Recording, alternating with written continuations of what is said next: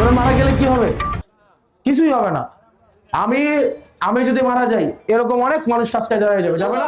এটা এটা এটা এটা এই এই লড়াই, এই আমাদের ইনসাফের যেই আমাদের আজাদির যে সিলসিলা, এই সিলসিলা অব্যাহত থাকবে। আসে মোহাম্মদ বিন কাসিম 17 বছর বয়সে এই ভারতবর্ষে জয় করছে, পরে নাই?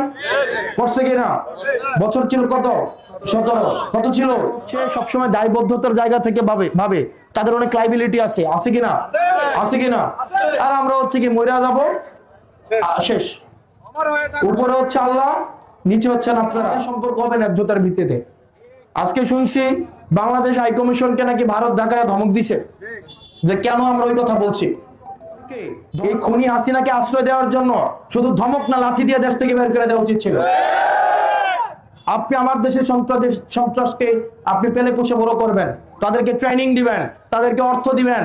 অন্তত 30,000 আওয়ামী লীগ কর্মী আছে পাসপোর্ট এবং ভিসা ছাড়া ভারত আশ্রয় দিয়ে রাখছে, রাখে নাই?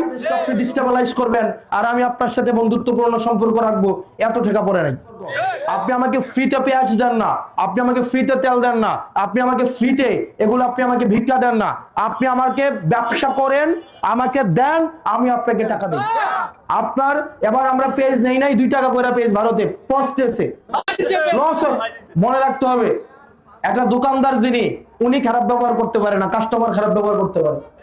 20টা কাস্টমার আসে খারাপ ব্যবহার করতে পারে, দোকানদার কিন্তু চুপ থাকতে হয়। ঠেকা আমার না, ঠেকা ওদের। ওর মালটা ব্যস্ত হবে বাংলাদেশে।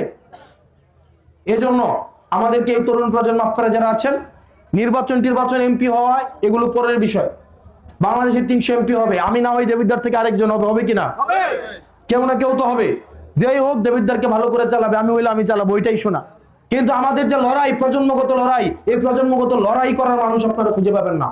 এই লড়াই আমাদেরকে আগায় নিয়ে যাইতে হবে।